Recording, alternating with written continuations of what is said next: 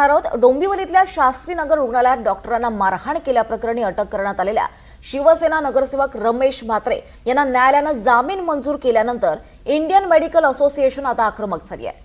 या डॉक्टरांवरच्या हल्ल्याच्या निषेधार्थ आणि म्हात्रेंवर पक्षाकडून कारवाई न झाल्यानं आयएमएनं सोमवारपासून 24 तासांचा बंदचा इशारा दिलाय.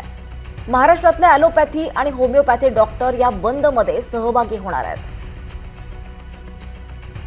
अधिक माहिती घेऊयात आमचे प्रतिनिधी अमजद खान यांच्याकडून. अमजद, काय अधिकचे अपडेट्स आहेत? रमेश म्हात्रे आणि त्यांच्या कार्यकर्त्यांनी डोंबिवलीतील शास्त्रीनगर हॉस्पिटलमध्ये डॉक्टरांनी नर्सला मारहाण केली होती. त्या प्रकरणात रमेश म्हात्रे यांना जामीन मिळाला आहे.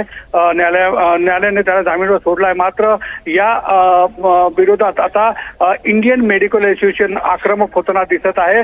इंडियन मेडिकल असोसिएशनने घोषणा केली आहे की सोमवारी पासून जवळपास 24 तासासाठी इंडियन मेडिकल असोसिएशन अंतर्गत येणारे जे सर्व हॉस्पिटल्स आहेत त्यामध्ये ॲलोपॅथी आणि होमिओपॅथी डॉक्टरचा देखील समावेश आहे. ते सेवा देणार नाही. अत्यावश्यक सेवा वगळता सर्व सेवा बंद राहणार आहे.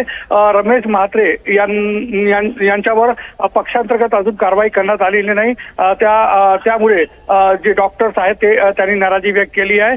तसेच जे डॉक्टरांसंदर्भात कायदा आहे तो अजून कठोर व्हावा अशी त्यांची मागणी आहे. या संदर्भात थोड्या वेळात इंडियन मेडिकल असोसिएशनचे जे पदाधिकारी आहेत ते पत्रकार परिषद घेणार आहे आणि रमेश म्हात्रे संदर्भात आणि इतर जे मागण्या आहेत त्या संदर्भात ते काय खुलासे करणार हे पाहणे महत्त्वाचं ठरणार. मात्र त्यांनी सोमवारपासून रमेश म्हात्रे यांच्या मुद्द्यावर 24 तासाचा सेवा बंद करण्याचा निर्णय घेतला आहे. दीपाली, निश्चितच. अमजद, धन्यवाद या सविस्तर माहितीसाठी.